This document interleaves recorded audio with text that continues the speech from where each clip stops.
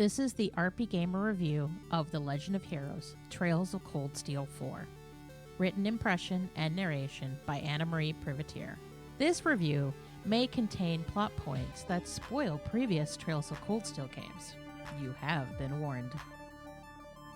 The situation has rather slipped out of the heroes' hands.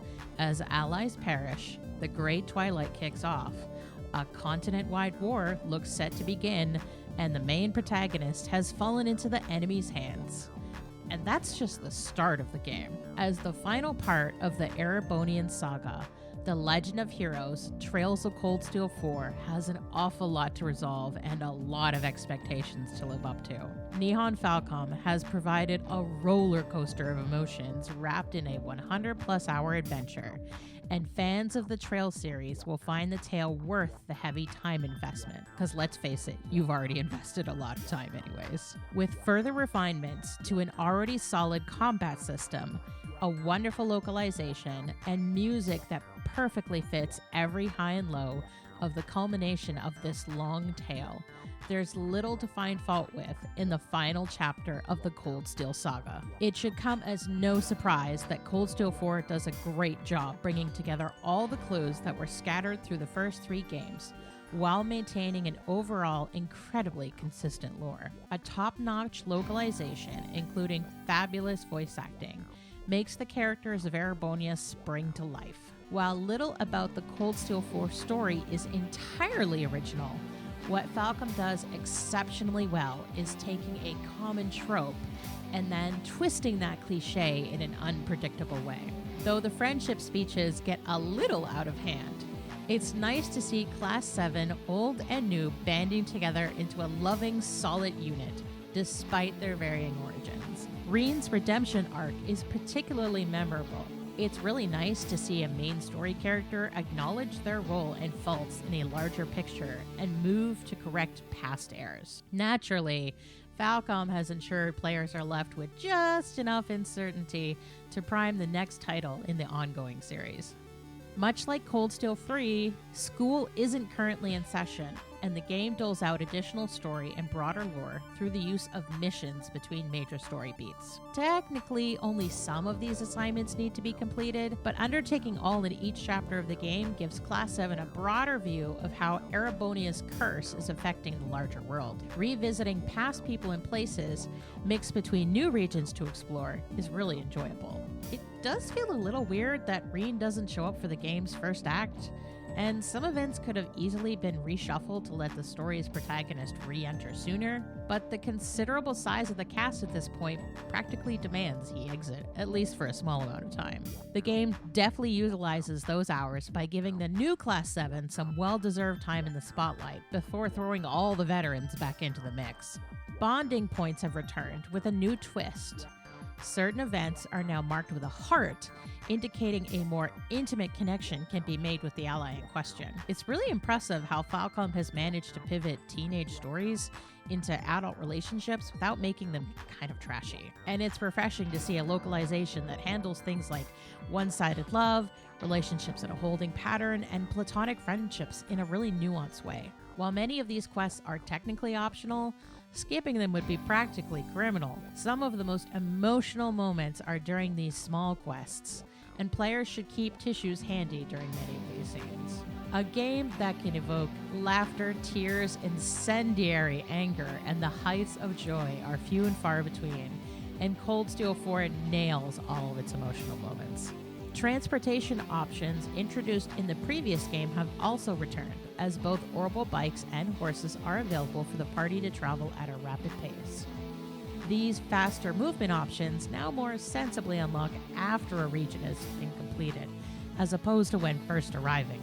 As many quests encourage the player to revisit previously treaded ground, or the continuation of a storyline requires returning to a cleared zone, jumping onto a horse to skirt around enemies is a nice touch. While the game's menus have largely remained static through the Cold Steel series, it's nice to see continued small improvements. And while status effects and stat changes remain frustratingly small in combat, and U materials desperately need their own listing with other currencies, there's actually little else to detract from an otherwise excellent UI. Much like the previous game, numerous characters from Trails games are available both as permanent and temporary party members. The new Class 7 has loads of choices for allies, always more than can fit into a single party. As a large cast is available right from the start and grows to over 20 playable characters by the final chapter, materials used for crafting special equipment, buffing weapons, and creating powerful orbments is highly coveted right from the start. It's easy to feel both a little frustration and some choice paralysis when it comes to how to use these limited materials, especially considering there's now ample motivation to keep everyone well equipped. Certain characters become unavailable for a period of time for story reasons, or the cast often breaks up into multiple teams for bigger missions. Characters not in the active party continue to gain experience, but will only unlock new abilities while in the active party. Thankfully, unlike Cold Steel 3, most characters can be equipped freely. Just as with the first two Cold Steel games, there are no major combat changes from 3 to 4, and the turn-based combat system largely remains the same with some welcome quality of life tweaks. The party can now store up to 7 Brave points, making high-cost Brave orders much more appealing. The new trial chest system pits 2 to 4 specific allies against a mini-boss, encouraging plenty of party rotation by requiring those specific characters. Completing these trial chests upgrades the Brave orders that were first introduced in Cold Steel 3. Brave order costs has also been shuffled, and the trial chest upgrades increase their length, function, or add new and improved stat buffs. Extremely powerful optional bosses also await those willing to challenge their might and have an appealing reward. 5 Lost Arts, powerful magic abilities with devastating power. As these arts can only be slotted into specific colored Arcus loadouts, party diversity is encouraged not just in weapon type, but also in elemental affinity. Other than that, the combat remains pretty static. Turn order is located on the screen, and choosing attacks and abilities which can alter the timing of turns is integral to success in combat. Each enemy has a meter under their health, and depleting it causes that enemy to enter a break state, increasing the amount of damage they take and delaying their next turn, often significantly. Most enemies are weaker to a certain type of magical element or weapon type, and exploiting the latter will result in a follow-up attack, which can be powered up with break points. The S-Craft system returns to offer the strongest abilities yet, and as characters level up, each will unlock a second S-Craft, which often offers a different effect from their original S-Craft. Multiple difficulty options are available and can be swapped at any time outside of combat, with the exception of the most challenging one, Nightmare. For those interested in focusing just on the story, a very easy option is available, and players can elect to retry a weakened version of any particular wily boss. Large mech battles remain a key part of proceeding as the rivalries between the Divine Knights kick off, while an upgraded line of Panzer Soldats roam the continent awaiting Reen and his allies. Figuring out which of the 3 sections of each mech, arm, body, or head, is weak to attacks during each phase in combat remains a crucial strategy in taking down each armored foe. And weaknesses for some models can change from battle to battle, adding in a layer of unpredictability. Foes also more frequently strike the team's weak spots, so using defensive abilities is strongly encouraged even on lower difficulties. Mech combat certainly benefited from these small additional amounts of complexity, and the game builds on what was already a battle system of the highest caliber: fluid, fast-paced, and incredibly fun. These small changes show Falcom's dedication to reinforcing that system. While combat may be the centerpiece of Cold Steel 4's gameplay, there's tons of other activities to dive into. The card game Vantage Masters, often referred to as simply VM, continues to gain popularity, and new opponents unlock as the game progresses, with new cards obtained from those defeated opponents or purchased from shop.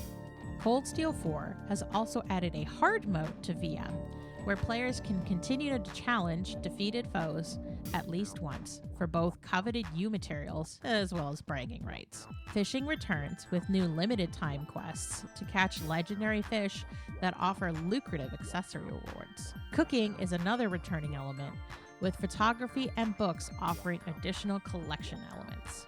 The new photo opportunities are frequently tucked away and off the beaten path, and they're actually pretty easily missed. For those who don't keep up with their literary or cooking opportunities, most books and recipes can be purchased from Jingo after the fact for a pretty steep price. Visually, Cold Steel 4 looks fantastic, with really just a couple minor hiccups. Just as in the previous game's Switch port, there's a little slowdown in battle, particularly with ranged allies. Alyssa is the worst. And while it is noticeable, it's not entirely disturbing to the flow of combat. Backgrounds continue to look amazing, and even some zones which have been available in previous games are touched up with little details. Character models and designs look fabulous.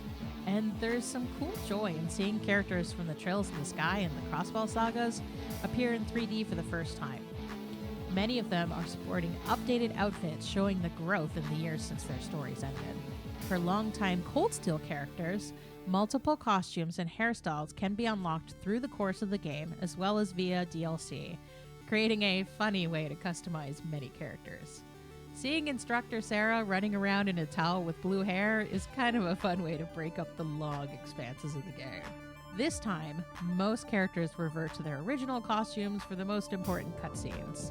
No more Muse and cat ears during really serious scenes.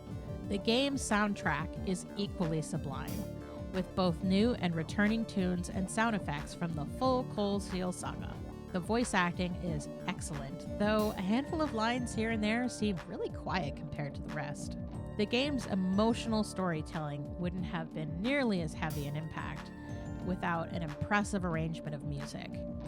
Players will find themselves moved to tears, guffawing in glee, and cheering during moments of delight, with music setting that important tone for all of these major story beats. Long after the game is done, the diverse body of melodies will no doubt stay with many, as fond memories of seeing an airship rise from the clouds for the first time, of those intimate one-on-one encounters that bloom into love, and of moments when the truth behind the long-standing plot points are revealed. They're just inextricably bound with the music that accompanied them.